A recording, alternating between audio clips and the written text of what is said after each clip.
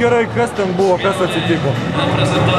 Vieną atkarpą, kiek atsimenu, reikia 24-0 pralošė. Manau, tas ir lėmė mūsų galutinį. Paprasčiausiai išleidom iniciatyvą. Trumpą atkarpą sužaidėm ne kaip komanda, kaip individualų žaidėjų. Užtat, manau, tas ir lėmė baigti. Žodžiu, pasikartojo turbūt visos tos bėdos, kurios nedavė šį čempionatą pasirodyti gerai. Žinot, pažanga nors tom, kad vis tiek iš tikrųjų vyrai šiandien kovojo visi ir tikrai matėsi noras ir užsidėgymas, bet tiesiog negalėjom visiškai pasikeisti kardinaliai ir ta viena atkarpa mus pražudė. Tiesiog, manau, lėmė tą visą baigti, kai jie įgijo ir pasijuto, kad jie jau priekį mūsų ir nebeleido mums pasivyti. Lieka pasijos rungtynės. Kaip nereikia. Pasijos rungtynės lieka. Manau, tai garbės reikalas, žinot, kaip pasakyti. Jos aišku, gal ir nieko nelėmė, bet kiekvienas nori iš mūsų išlošti, kiek galima tas pralošimai.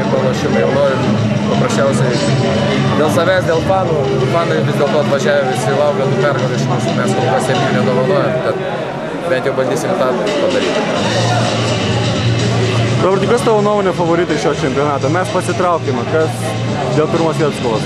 Nežinau, labai įdomus čempionatas. Iš pradžių visi galvoja, kad ispanai, bet irgi nedemonstruoja to gero žaidimo.